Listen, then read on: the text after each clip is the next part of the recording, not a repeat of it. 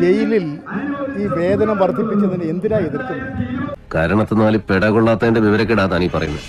അത് പാവങ്ങളല്ലേ, പല സാഹചര്യങ്ങളാൽ കുറ്റവാളികളായിപ്പോയി.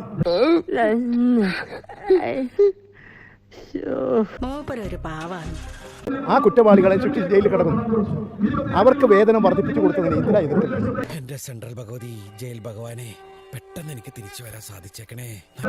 അതിനെ എതിർക്കുന്നത് തികച്ചും തെറ്റായിട്ടുള്ള നിലപാടാണ്. പോത്തിനോട് വേദം ഓതിയിട്ട് കാര്യമില്ലെന്ന് പറയുന്നത് ഇപ്പൊ മനസ്സിലായി. കള്ളൻ, വഞ്ചകൻ. ഈ ജയിലിൽ കിടക്കുന്നവന് ഒരു ചില്ലറ പൈസ വർദ്ധിപ്പിച്ചു കൊടുത്തപ്പോ ഈ കാണിച്ചിട്ടിരിക്കുന്നതിന്റെ പേര് തെമ്മാടി തരവെന്നാ. നാണമുണ്ടോ നിനക്ക്? നാണം. അവര് ആ ജയിലിൽ തന്നെ അത്യാവശ്യം എന്തെങ്കിലും സാറിന് സോപ്പോ എന്തെങ്കിലും വാങ്ങണമെങ്കിൽ ഇതിന്റെ ഒരു കൂലി കൊണ്ടാണ് വാങ്ങും. മനുഷ്യരെല്ലാവരും പാവങ്ങളാണ് പ്രസിഡന്റ്. സാഹചര്യമാണ് അവനെ വഷളാക്കുന്നത്. അത് കാലോചിതമായി പരിഷ്കരിപ്പിക്കുന്നതാണ്. ആ ഒരു നടപടി എന്തിനാ വിമർശിക്കുന്നത്?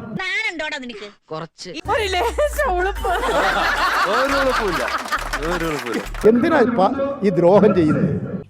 ഇവന് കുറച്ചു ബുദ്ധി ഉണ്ടായിരുന്നെങ്കിൽ മന്ദബുദ്ധി എന്നെങ്കിലും വിളിക്കായിരുന്നു. അതും ഇല്ലാതായി. ഈ പാവ ജയിലിൽ കിടക്കുന്ന അവർ വലിയ ക്രിമിനലുകൾ തന്നെ, വലിയ കൊലക്കുറ്റം ചെയ്തവർ തന്നെ. പിന്നെ കേട്ടോ ശോഭ, കോമൺ സെൻസ് സീരിയലാത്തോണ്ട് എവിടെ പോയാലും ഇവൻ നോൺസെൻസ് മാത്രമേ സംസാരിക്കൂ. ലൈഫ് ജീവപര്യന്തം ആ ജയിലിനകത്തല്ലേ. അവരങ്ങനെ പണിയെടുത്ത് കിട്ടുന്ന കൂലി